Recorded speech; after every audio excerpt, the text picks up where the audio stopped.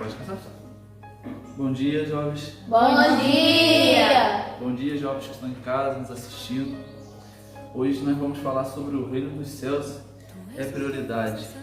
Então, hoje a lição vai ser número 3 e vamos estar estudando continuando sobre a bem-aventurança, sobre o Sermão do Monte ainda.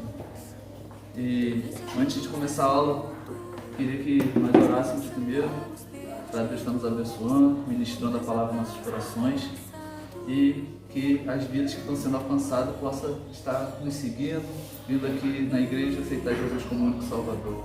Amém? Vamos orar? Senhor, meu Deus e meu Pai, te agradeço, Deus, por mais esse dia, por mais essa manhã, Senhor, que o Senhor nos proporcionou, Pai. Porque o fôlego de vida, Senhor, só o Senhor pode nos dar, Senhor, só o Senhor pode nos sustentar, meu Pai. Te agradeço, Deus, por cada vida que aqui está, Senhor, para ouvir a Tua palavra, meu Pai, para aprender cada vez mais com o Espírito Santo de Deus, meu Deus. Pai, abençoa a vida, Senhor, dos irmãos que vão nos assistir, meu Pai, que eles venham ser tocados, Senhor, pela Tua palavra, meu Pai. Que tudo nessa vida passa, mas a Tua palavra permanece, Senhor. Pai, eu te agradeço por tudo, Senhor, em nome de Jesus Cristo, amém. Amém. Então, em nome de Jesus, vamos começar com um texto áureo que fala em Mateus capítulo 5, versículo 3. Bem-aventurados os pobres em espírito, pois deles é o reino dos céus. Amém? Então, bem-aventurados os pobres em espírito, pois deles é o reino dos céus. E no papo sério, no 1, pobres de espírito. Em nossa sociedade, pobre e pobreza são palavras pejorativas, que invocam aspecto desagradável. E é por isso, quando nós vemos no texto bíblico da bem-aventurança, nossa primeira reação pode não ser muito boa. Precisamos abrir mão desse preconceito e aprender a depender de Deus e nos sujeitarmos a Ele. Assim conseguiremos realizar a sua vontade em nossa vida. Lembremos-nos de que Jesus esclareceu que o reino dos céus é para aquele que faz a vontade do Pai. Em Mateus 7,21 vai falar sobre a vontade que é servir a Deus.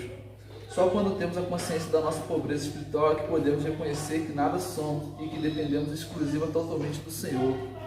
Hoje, vocês se consideram pobres de espírito? Eu Não. não. Então, isso é uma pergunta que eu estou fazendo no começo. Isso é essa pergunta, né? Porque no final eu vou querer uma resposta de vocês. E com certeza a resposta de vocês vão ser diferente do que são agora. Vocês vão entender o que significa ser pobre de espírito. Amém?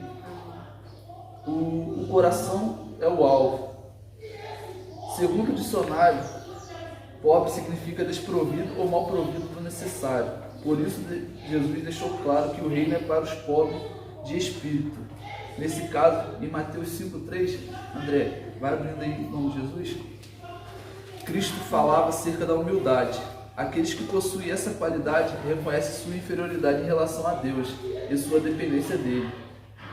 É preciso ficar claro que Jesus não estava falando da pobreza de bens materiais, mas de condição em que se encontra o coração do homem. Afinal, há pessoas muito pobres financeiramente que são detentoras de um coração duro, avarento, egoísta e soberbo. Pode ler, André, por favor, Mateus 5, capítulo 5, versículo 3. Bem-aventurados os pobres de espírito, porque deles o reino dos céus.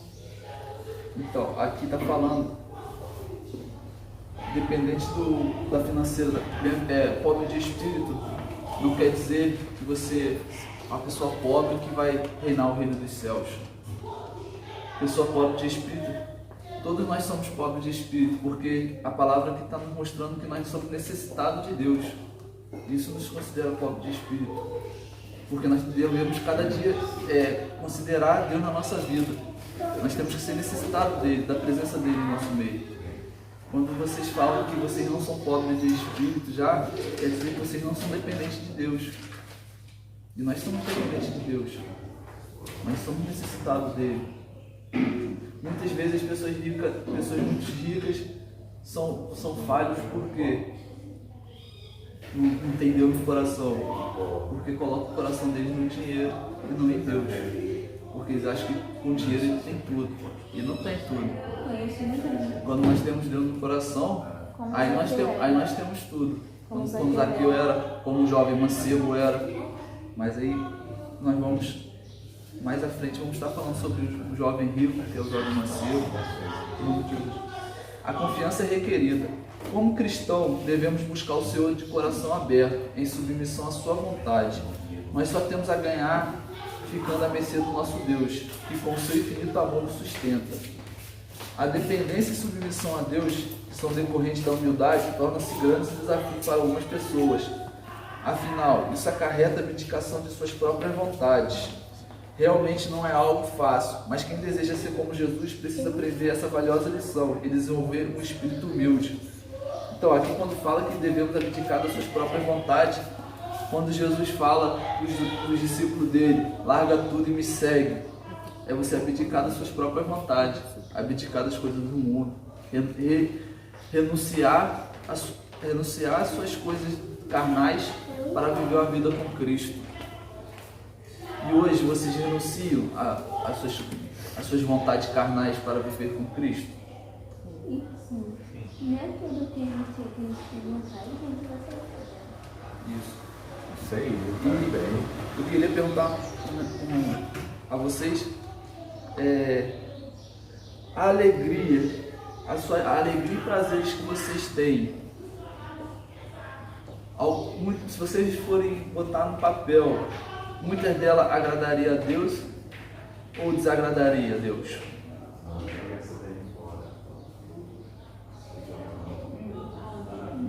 Não agradaria. A vontade de Deus agradaria a Deus. Agradaria? Não. Não? Não, mas também não é tudo que eu vou querendo, ou fazendo. Nem tudo que a gente tem, a gente pode fazer, né? O apóstolo Paulo fala, né? Tudo é me lícito, mas nem tudo me convém, né? Então, às vezes, a nossa alegria acaba sendo um pecado, porque a alegria do mundo, Deus não se agrada. Não vale E o que o mundo tem para nos oferecer são muitas coisas que é uma falsa alegria, uma alegria momentânea. Mas o que Deus nos oferece é uma alegria, um amor que dura para sempre. Amém? A interatividade. O que significa ser pobre de espírito? Hein, André? Espírito? Aquela pessoa que tem amor no coração, não se dá valor, aí não vem para a igreja. Amém. Então, reconhecendo, nós temos que reconhecer que nada somos e que dependemos de Deus. Se nós reconhecermos que nada somos sem Deus e que dependemos dele para tudo, aí sim nós vamos ser um só com o Senhor. Na interatividade número 2, porque a humildade é importante na vida do cristão, né? Ser humilde é uma virtude cristã. Se examinarmos a vida de Jesus, descobrimos o quanto humilde ele foi. Isso serviu de exemplo para todos nós.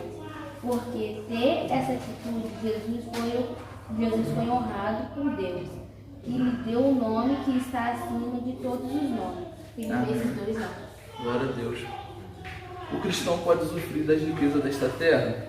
Pode, mas tem que saber dividir cada coisa. Amém. Claro, nós podemos sim aproveitar das riquezas dessa terra, mas também temos que saber que devemos conquistar também o reino dos céus. Precisamos cada vez mais. Não vai adiantar só ter as riquezas na terra se não ter as riquezas no Porque céu. riqueza na terra, lá em Mateus fala, né? Atrás-se a ferrugem e consome. Isso, atrás-se a ferrugem consome. Então, o que adianta nós termos riqueza no céu e perder? O que adianta ter riqueza na terra se nós perdemos nossa riqueza no céu? Né? A humildade é uma característica dos pobres de espírito. Humildade pode ser definida como uma virtude, cuja característica principal é a consciência das próprias limitações. Nos dias atuais, quase ninguém considera a humildade uma virtude. Há inclusive quem acha que ser humilde é um defeito. Vocês acham que ser humilde é um defeito? Não. Ser soberbo é defeito. É um defeito. A pessoa que é humilde tem um profundo senso de submissão. Quem sabe o que é soberbo aí? Pessoa que se acha superior que as outras pessoas. Então, a pessoa que é humilde tem um profundo senso de submissão. Então, para vocês, submissão, vocês sabem o que significa? A pessoa não se acha superior que as outras pessoas, sabe que todos somos iguais e que não importa se você é mais chique que outra pessoa, se você não come com outra pessoa, que para Deus nos vê como iguais. Vou te dar um exemplo de submissão. Jesus, ele sempre agradava as outras pessoas, sempre fazia pelas outras pessoas. Sem pedir nada em troca. Sem pedir nada em troca. Então, a humildade e a submissão fala, nós ser submisso às outras pessoas é sempre a gente querer ajudar o próximo, sempre querer fazer pelo próximo. Então, hoje ser submisso pra gente é isso, é ser humilde e ser submisso. Porque quando nós temos humildade, nós temos submissão, porque nós queremos sempre agradar ao próximo, ajudar o próximo, amar ao próximo. E lembrando que quando Jesus fala dos 2 grandes mandamentos, amar a Deus acima de todas as coisas E amar seu irmão como a ti mesmo, né? Então, esse é o grande mandamento e esse nos adverte para todas as coisas das nossas vidas, na presença do Senhor. A pessoa que é humilde tem um profundo senso de submissão. Ela está tão esvaziada de si mesma que se sente bem em não dar lugar ao orgulho do seu coração. Alguém tem orgulho? Alguém é orgulhoso? Vocês? Todo mundo tem um pouco de orgulho. Mas não pode ser aquele orgulho exagerado. Já foi? Já. Aí hoje tu perdoa, As pessoas têm. libera perdão. Depende também. A Yasmin é orgulhosa? Então, Não. quando a palavra de Deus fala que nós temos que se esvaziar de si mesmo, nós não podemos ter um pouquinho de orgulho. Mas não pode existir isso pra gente, um pouquinho. Nós devemos se esvaziar mesmo. É igual eu falei com vocês. O orgulho, quando nós quebramos o paradoxo do orgulho, que é quando acontece algo muito forte em nossas vidas, que nós deixamos a humildade, o orgulho, a humildade florar e o orgulho sair da nossa vida, nós somos outra pessoa, somos diferentes, porque quando Deus nos chama para a obra dele, isso tudo tem que começar a se esvaziar da gente, o orgulho, a soberba, a avareza. E muitas das vezes eu sei que é difícil perdoar, o orgulho fala mais alto, mas é algo que vai matando a nossa vida espiritual. Então nós precisamos aprender a ser humilde e não pode existir um pouquinho de orgulho. Mas também não pode perdoar pra depois ficar jogando na cara. Você fez isso comigo. Não, aí você não perdoou. Aí a pessoa não perdoou sinceramente, de coração. Mas desde o momento que você me pede perdão e eu falo que perdoei, Deus já te abençoou porque você pediu perdão de coração. Agora, se eu falei que perdoo e não perdoei, aí Deus vai ter algo comigo que vai me fazer ver isso que está errado em mim. Então, quando alguém te pedir perdão, você perdoa de coração. E quando você pedir perdão, você fez sua parte com Deus, que é pedir perdão e se arrepender do que você fez. Isso já é quebrar o orgulho. E se eu não perdoar, eu vou tendo orgulho, não vou? Então, nós temos que ser humildes para aprender a perdoar. Mesmo que seja que a pessoa que fez com você tem que pedir perdão para ele. Também, porque é tão bom quando os irmãos vivem em comunhão. Então nós precisamos viver em comunhão com as pessoas. Verdade. Tem que lembrar que nós somos a luz do mundo e o sol da terra. E eu vou falar uma coisa para vocês, o resultado da comunhão, da união. Eu não consigo, às vezes, colocar esse equipamento aí, esse fundo sozinho, correto? Se não tiver uma união, o resultado não chega. Por exemplo, a igreja ontem não estava bonita, mas porque foi fruto de uma comunhão, de uma união para chegar ao resultado que chegou. A gente só vai ter bons resultados à medida que a gente tem união. tá? Então nunca queira viver isolado, sozinho. Não faça isso. Verdade. Sempre viva na união. Jesus Cristo foi o exemplo de humildade. Ele não demonstrou orgulho pessoal pela sua condição totalmente divina, mas simplesmente submeteu-se aos desígnios do Pai. Então, Jesus foi o exemplo maior de humildade. Mesmo ele sendo carne, homem na terra, mas ele ainda era Deus. E ele não se vangloriava disso. Isso aí. Ele nunca chegou e se autodenominou como Deus. Sempre foi o mais humilde de todos, o mais amoroso de todos. A humildade não é uma virtude que nasce com o ser humano. Cada um de nós deve aprendê-lo a cultivar por intermédio do Espírito Santo de Deus. Como Paulo recomendou aos Filipenses, nada faça por ambição egoísta ou por vaidade, mas humildemente considere os outros superiores a si mesmo. Na humildade, 2.1, a humildade para o cristão. Em João 3,17, André, a respeito de Jesus levando aos pés de seus discípulos, lavando os pés de seus discípulos. Essa era uma prática realizada já na época de Abraão. As estradas e caminho poeirento da Palestina criavam a necessidade de o viajante lavar os pés, sendo essa tarefa geralmente realizada pelos escravos ou servos. Portanto, uma tarefa indigna de ser praticada por um profeta como Jesus. Pode ler, André. Jesus, sabendo que o Pai tinha depositado nas suas mãos todas as coisas e que havia saído de Deus e ia para Deus, levantou-se da encendeira e tirou as vestes e, tomando uma toalha, cingiu-se. Depois pôs a água numa bacia e começou a lavar os pés aos discípulos e enxugá-los com a toalha que estava cingida.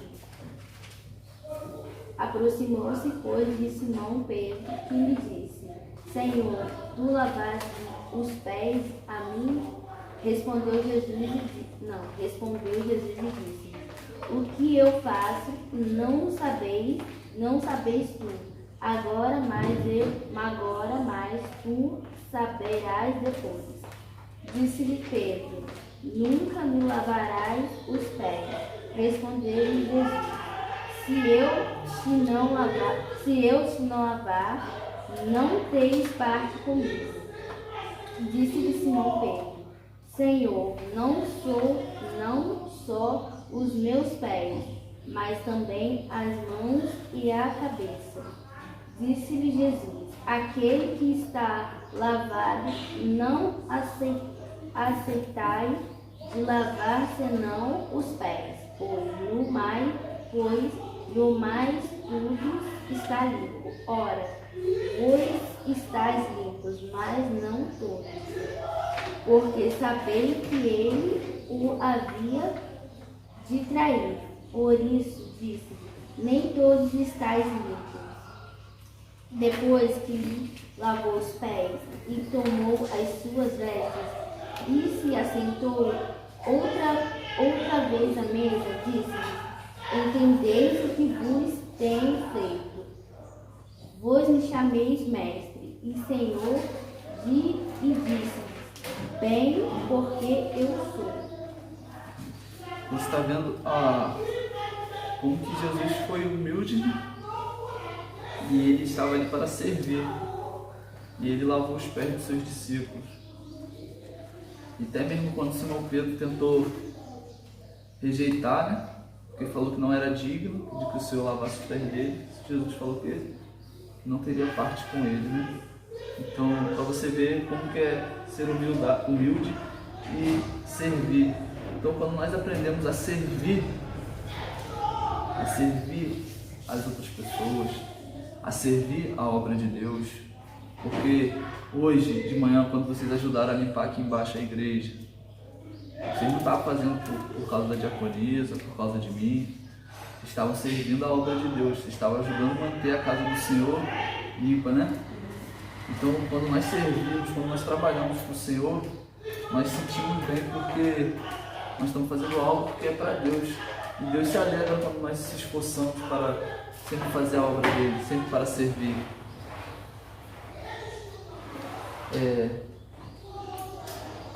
Contudo, o mestre deu um exemplo de grande humildade, executando a lavagem dos pés dos seus discípulos. É possível que uma das exigências mais árduas para o cristão seja perdoar. Vocês concordam?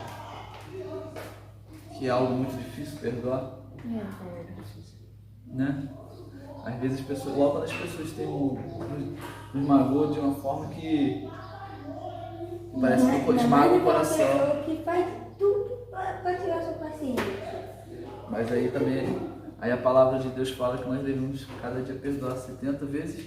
É difícil. Perdoar vezes 70 vezes 7, né? E quando nós oramos por aquele que nós amamos, é muito fácil, né? Eu acho que eu não cheguei nem isso. E quando nós orarmos, e para orar por aquelas pessoas que nos perseguem, que nos maltratam, que nos magoam, é difícil, né? Então, só que Jesus, ele, lá no Sermão do Monte, ele fala tudo isso, né? 490 vezes devemos perdoar. Por dia. Aí, 490 vezes perdoar por dia. Não cheguei nem isso. Então, devemos perdoar bastante, né? Porque é o que Jesus nos ensina. E guardar mágoa para nós é muito ruim. Por semana, 3.430. Eu não cheguei nem isso. Então, é muito ruim nós não perdoar, nós guardarmos mágoa. Porque nós ficamos remoendo um assunto, uma confusão, uma palavra que a pessoa nos maltratou. Por isso que eu falo para vocês, se alguém fez algo que vocês não gostaram, que se sentiram ofendido, maltratado, chega para a pessoa e conversa com a pessoa. Fala, irmão, hoje você falou algo que me magoou. Com certeza essa pessoa vai te pedir perdão. Ou se não pedir, você fala, não, mas você falou, mas eu queria te falar que você fez isso comigo e eu te perdoo.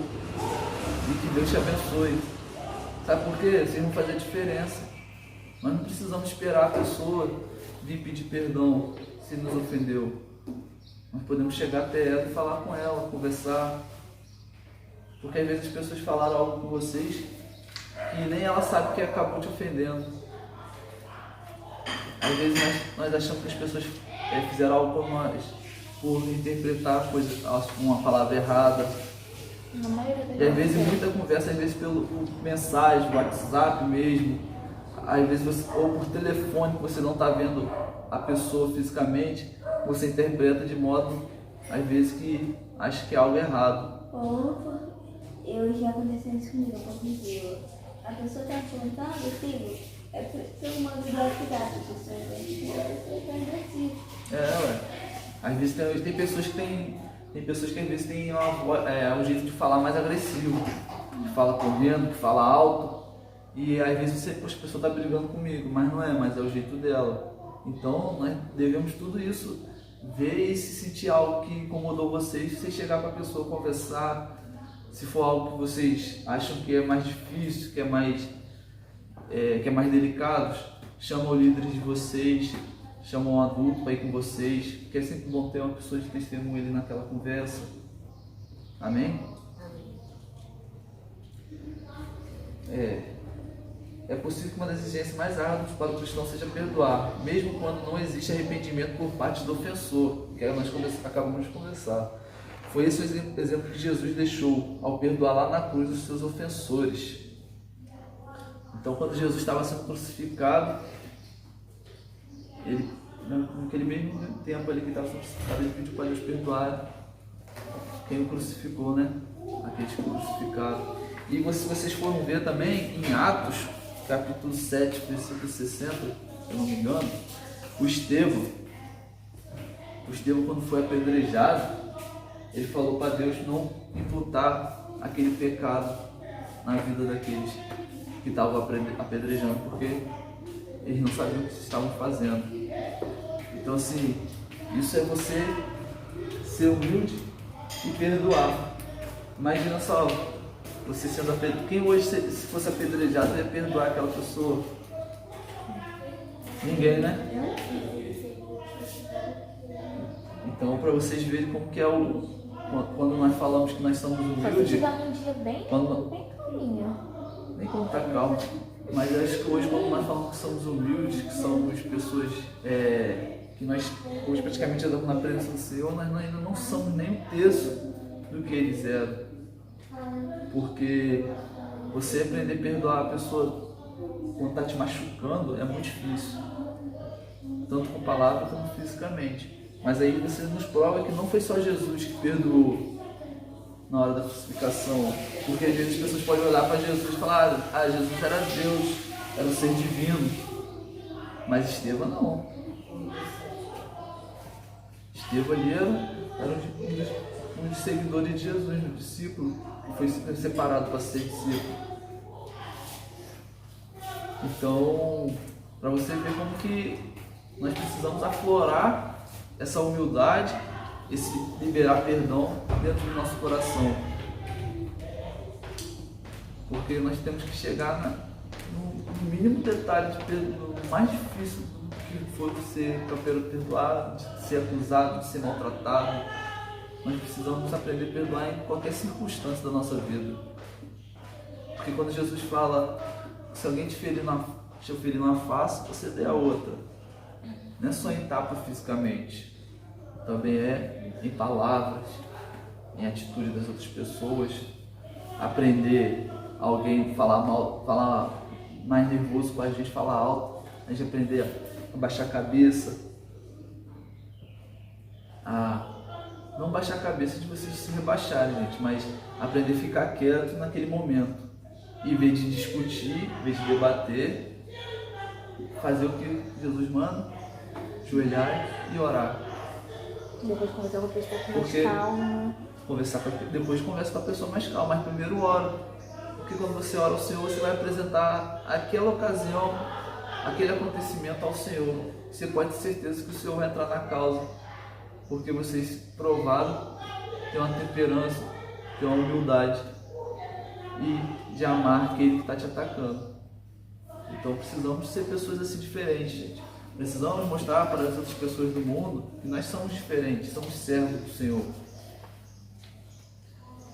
Amém? Ele ensinou o perdão completo. Dentre todos os exemplos de humildade deixados por Jesus, talvez o perdão tenha sido um dos mais belos e extraordinários. A partir do momento em que recebemos Cristo como Salvador, a humildade começa a fazer parte da nossa nova vida. Assim, a ação benéfica do Senhor altera a nossa disposição de atitude. Isso se torna evidente nos relacionamentos que mantemos, principalmente quando precisamos perdoar alguém. Então, quando nós aceitamos Jesus como Salvador, o que tem que aflorar na gente? A humildade, né? Perdão. Então, eu estou repetindo muitas vezes isso porque nós precisamos trazer isso para nós. Precisamos colocar isso em nossas vidas, aflorar mesmo, não de boca para fora. Devemos guardar isso em nossos corações, porque devemos ser diferentes, devemos fazer a diferença. Eu sei que é difícil, eu sei que vocês estudam, família, e muitas das vezes as famílias de vocês não são evangélicos, então qualquer coisa se explode, discute, ou até quem é evangélico também, dependente. Mas eu quero que quem está aqui, quem está nos ouvindo, que aprenda a aflorar isso no seu coração. Desde o momento que você aceita Jesus Cristo, você é uma nova criatura. E hoje eu acho que todos aqui querem ser uma nova criatura, não é? Desde o momento que aceita Jesus. Então, precisamos ser lavados e remidos. A interatividade. O número 1. Por que Jesus tomou uma criança para ensinar aos discípulos como eles deveriam ser humildes de coração? Sofia. Porque Jesus disse: vinde a mim os pequeninos, porque na verdade vos digo, aquele que não for como uma criança, não entrará no reino dos céus. Então precisamos ser. Porque Jesus fala ser como uma criança? saber perdoar como uma criança. Porque criança você, às vezes, minha filha quer piquititinha. As crianças Você briga com ela, às vezes eu bato nela lá, né, com a régua, porque ela tá fazendo bagunça. Aí daqui a pouco você vai falar com ela, ela tá rindo, te abraçando. Então ela tem um coração puro, né? Então, para conseguirmos muita intimidade com o Senhor, precisamos ter um coração puro, um coração de uma criança. Precisamos ter um coração de uma criança. Aqui, ó, uma pequenininha aqui, ó. Né? Naomi, você tem quantos anos, Naomi? 7. Aí, ó, a criança, uma pequenininha, um coração puro, um coração que hoje não tem maldade. Então precisamos ter um coração puro, um coração igual da Naomi, uma criança abençoada por Deus. Amém? Número 2, de que forma a autoanálise pode nos tornar mais humildes? É difícil, né? Quando falamos assim, você tem que se olhar no espelho. Aí quando nós se olhamos no espelho, nós fazemos o quê? Nós estamos nos vendo, né? Então quando nós nos vemos, nós fazemos uma autoanálise. Só que o espelho nos vê externamente. E quando nós começamos a olhar para o nosso interior, para dentro de nós, como nós somos, muda muita coisa, né? Então, eu vou falar eu nem sempre sou muito. Ainda mais aquelas pessoas que gostam de fazer maldade, gostam de ficar brincando com criancinha, gostam de ficar zoando com criança. Eu nem sempre sou humilde com essas pessoas. Então, de que forma a autoanálise pode tornar mais humilde? Hein? Vocês, João Pedro, uma autoanálise, como pode te tornar mais humilde? Você fazendo uma autoanálise de você mesmo.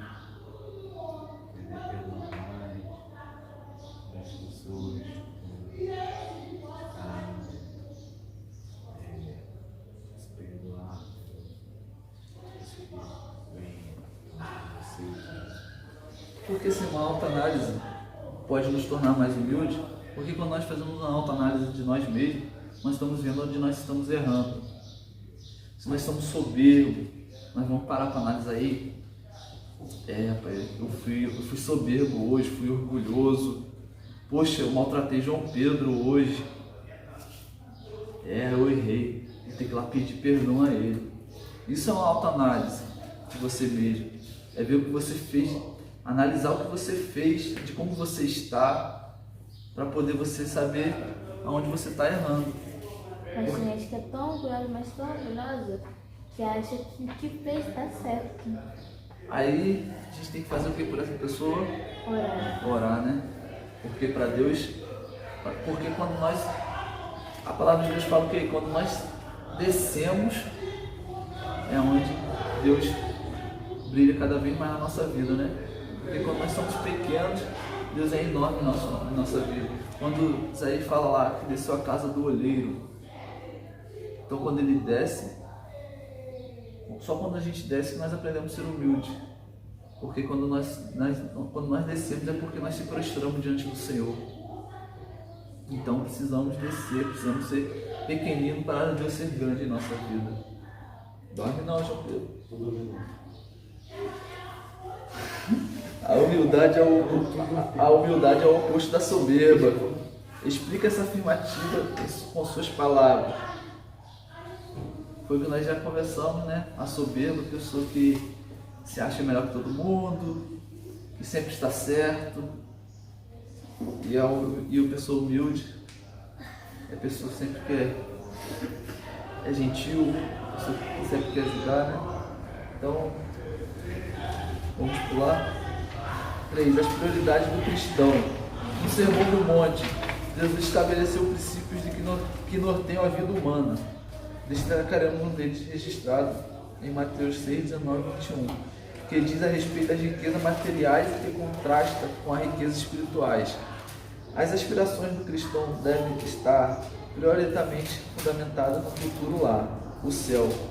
Por isso Jesus nos orientou a acumularmos tesouro no céu. Juntar riqueza na terra não é pecado. Contudo, o problema está na excessiva importância que se dá ao dinheiro.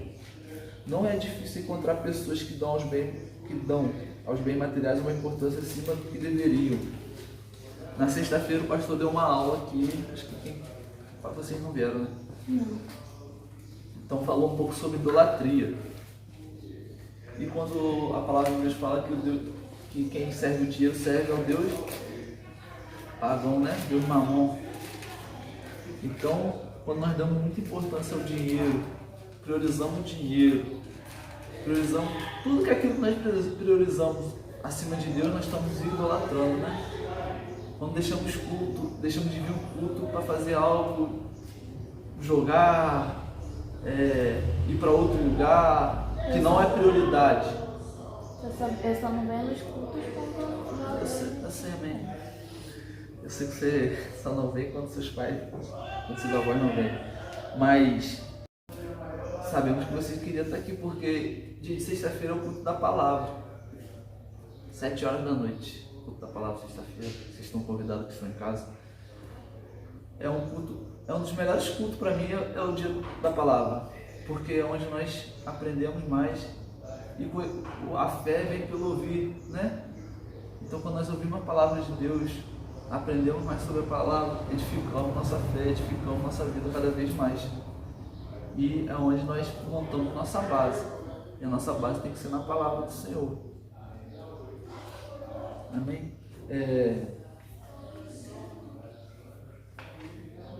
Certo dia Jesus disse a um moço rico que ele deveria vender tudo que tivesse, dividir com os pobres e depois segui-lo. E esse jovem rico, em algumas Bíblias também é o jovem mancebo, né?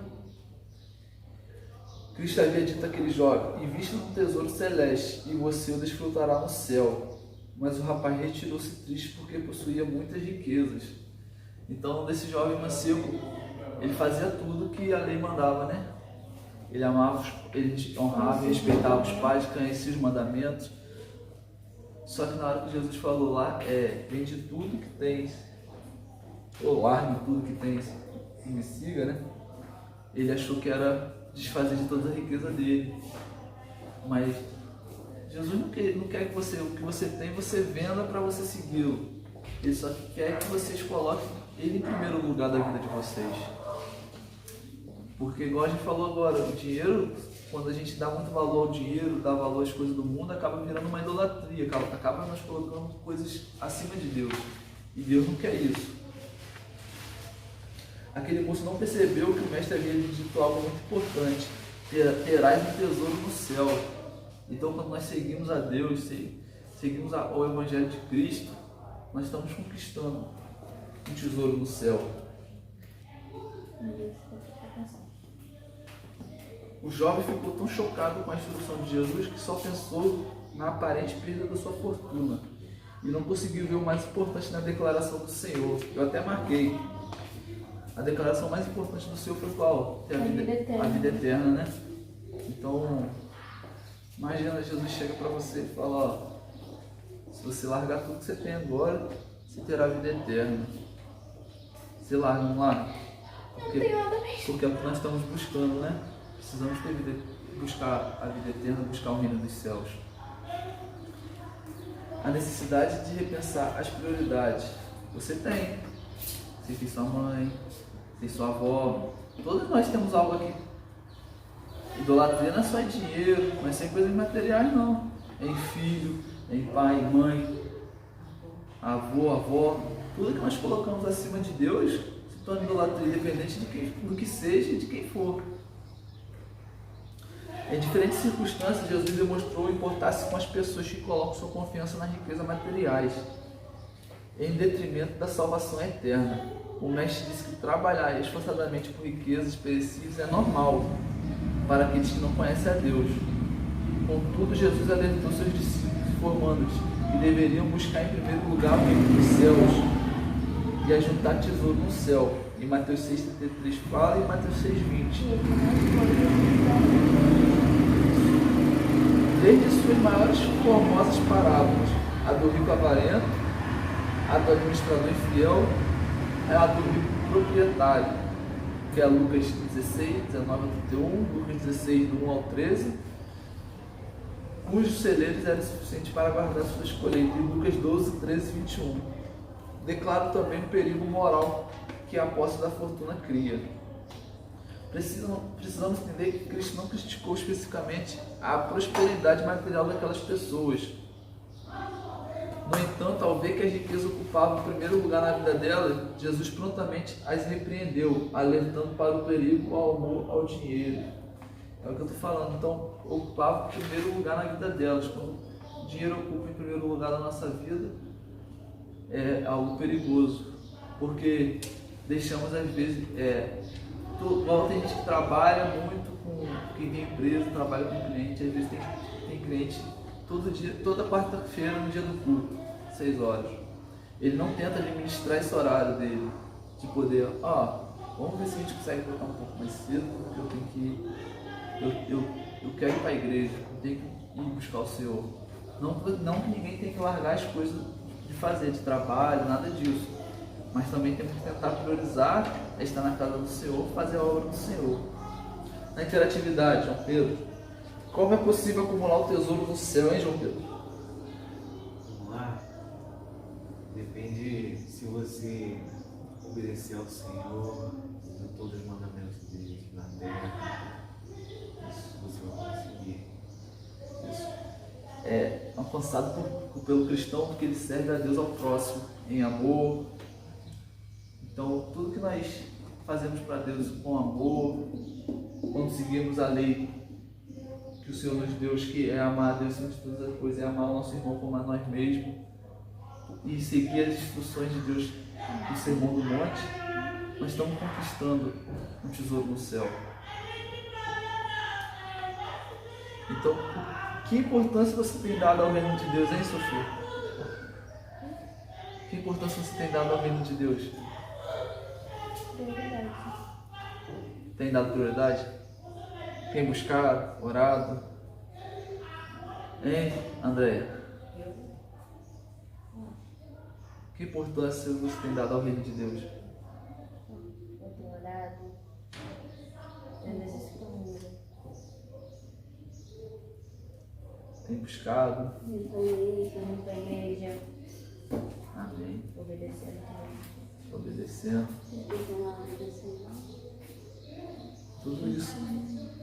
Tudo isso é a importância que temos dado ao reino de Deus. Em sua opinião, por que devemos atribuir ao dinheiro uma importância maior do que ele verdadeiramente tem? Vocês sabem? Dinheiro não é muito importante não, só é para pagar as contas.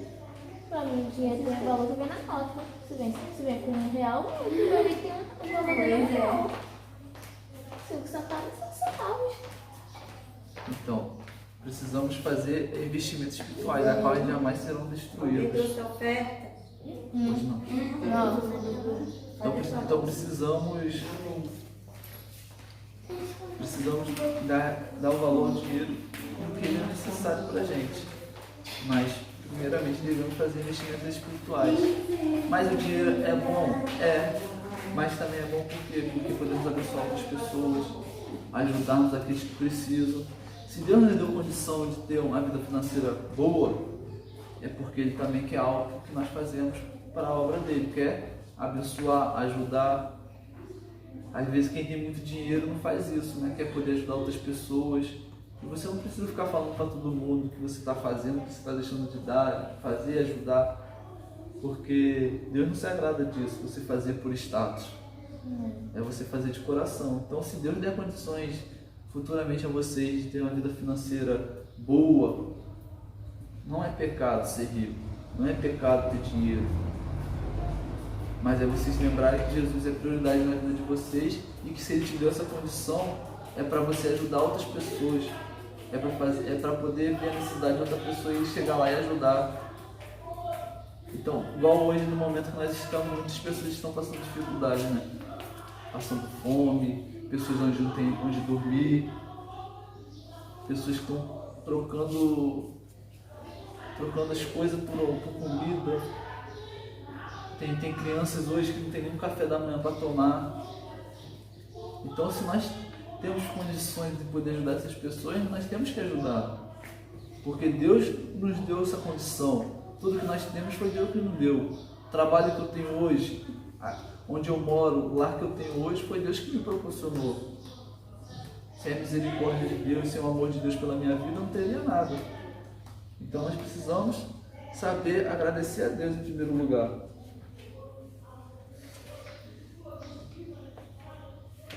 Para a conclusão, pobres de espírito são aqueles que reconhecem a sua miséria espiritual, abandonam suas autossuficiências e prostram-se diante de Deus totalmente dependentes. Eles não depositam suas esperanças e confiança no bem materiais, mas única e exclusivamente em Deus. Em contraste com a filosofia mundana de acúmulo de bens, o discípulo deve ser generoso com Deus, com o que Deus dá, servindo ao Senhor e ao nosso próximo, investindo em nosso futuro eterno. Ninguém pode levar os bens materiais consigo para a eternidade. Então tudo que nós temos aqui na terra fica... Mas é possível acumular um tesouro no céu, dando de coração ao necessitado. A primeira bem-aventurança faz muito mais do que descrever como nos tornamos salvos. Ele nos revela que ser pobre de espírito ou humilde de espírito é segredo da vida cristã. O texto de Isaías 57,15 afirma que o Senhor vivifica o espírito dos abatidos e dos contritos. Ele faz isso porque ama os que sofrem e torna os bem-aventurados. Então, aqueles que sofrem, aqueles que passam dificuldade, independente da situação financeira ou não, ou que são pobres de espírito, é que vão reinar o reino dos céus.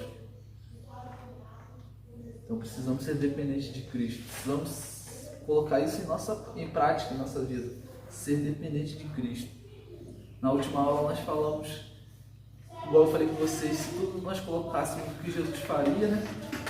Seria um mundo bem melhor se todos pensássemos o que Jesus faria em cada situação. E eu queria perguntar a vocês hoje, se vocês dão 1% do seu tempo para Deus. Vocês dão 1% do tempo para Deus? Tem certeza? Absoluta? Ou dá mais? Depende do dia, porque tem dia. Não, do ano, estou falando do ano. Vocês dão 1% do tempo de vocês no ano para Deus? Eu não. Dá não, né? Não. Porque, um ano tem 8.760 horas em um ano. Em 365 dias nós temos 8.760 horas. Se você vem no culto Mais 6 horas. quarta, sexta e domingo, dá 6 horas por semana. Em um ano dá 60 horas. Não chega nem a 1%. Chega a 0,98, 0,99. Dá nem 1% para Deus.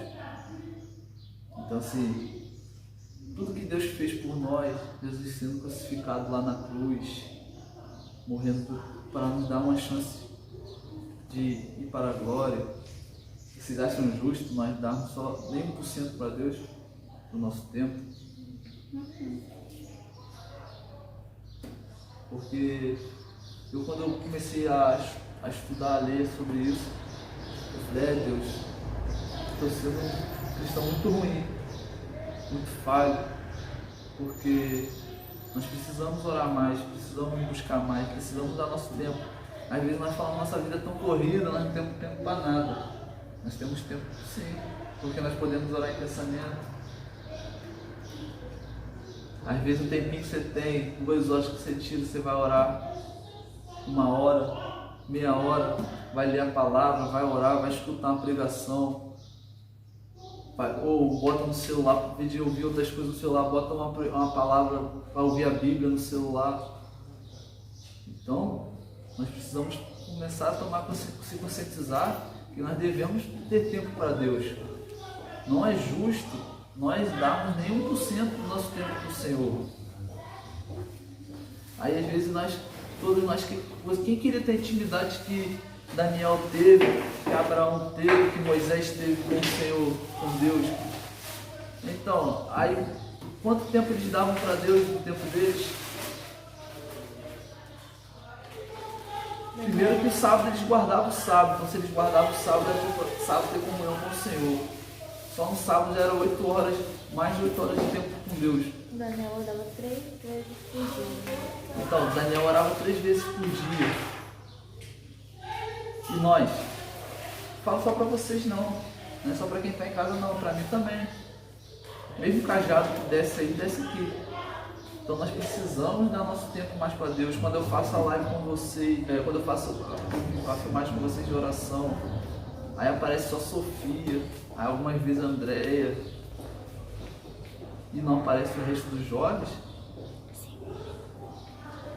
É triste, porque nós, um tempinho, 20 minutos que nós íamos orar lá, Ainda menos. até menos, 10 minutos, mas dependendo da quantidade de jovens, seria mais tempo. Todos nós orando, intercedendo, clamando por aqueles que precisam, por aqueles jovens que estão afastados do Senhor. Então nós precisamos tirar nosso tempo para Deus. Eu sei que eu não posso estar na casa de vocês, eu não vou saber o que vocês estão fazendo, não adianta. Mas Deus sabe. E Deus sabe. E uma hora, infelizmente, cobra. E nós precisamos tirar mais tempo. Não aguento orar 10 minutos. Não tem hábito de orar de dia. Ora 5 minutos, 10 minutos ali. 10 minutos, gente, passa rápido. 10 minutos a gente perde tempo com muita coisa, 10 minutos.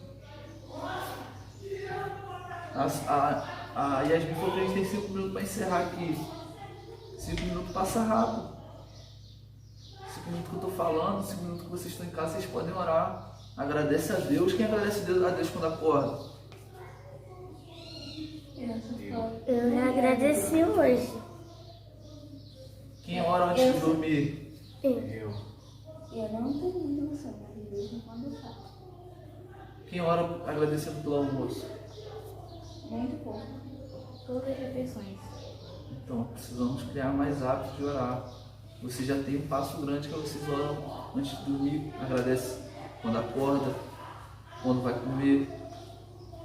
Mas começa a orar, faz propósito com o Senhor. Se vocês querem ver mudança, às vezes no lares de vocês, na casa de vocês, de parentes que vocês amam, de tia, tio, amigos, comece a fazer propósito, comece a orar, comece a buscar o Senhor, comece a jejuar, comece a entregar a vida de vocês. E é desde de novo que a gente começa a aprender o caráter cristão. Porque acho que, se não me engano, é dos 7 aos 12 anos que a gente começa a formar o caráter cristão na criança. E foi feita uma pesquisa que é bem mais provável que uma criança dos 7 aos 12, que é crescida no Evangelho, que formou aquele caráter cristão, fique firme na presença do Senhor. Então nós precisamos ter isso para nós, formar esse caráter cristão em nossa vida. E é através de oração, de buscar o Senhor, de estar vendo YouTube, trollagem, vendo músicas. Então precisamos buscar o Senhor em primeiro lugar. Não que vocês deixem de fazer isso, mas aprenda a administrar o tempo de vocês. Aprenda a administrar o tempo, aprenda a ter tempo. Tudo tem um tempo, tudo tem tempo. Vocês têm tempo para um monte de coisa. Logo hoje, vocês não estão estudando por causa dessa pandemia. Tem mais tempo ainda, vocês estão em casa o tempo todo. Então comece a orar, comece a estudar mais a revista, meditar mais na palavra do Senhor. A revista só nos ajuda mais em conhecimento, agrega mais valores para a gente. Então vocês precisam priorizar isso, gente, em nome de Jesus. Então, tem uma pergunta que eu queria fazer para vocês rapidinho. É que agora vocês são pobres de espírito ou não? Vocês aprenderam o que é ser pobre de espírito? Sim. Sofia, aprendeu? É o que? Nós se tornarmos dependentes de Cristo, né? Porque em Mateus 5,3 fala, né? Bem-aventurados os pobres de espírito, pois dele é o reino dos céus. Então precisamos ser pobres de espírito, porque quando nós somos pobres de espírito, nós estamos dependentes de Cristo. Amém? E vamos orar em nome de Jesus. Sim. Sofia, ora. Eu queria que todos se colocassem de pé para a gente orar em nome de Jesus. Rapidinho antes, quem que trouxe o Bíblia? Todo mundo, né? Acabou? Sofia, acabou? E revista? Todo mundo também. 4 revistas e 5 livros. Vamos orar. Vem, Ana, fica aqui no meio da gente. Você é o principal. Coração puro.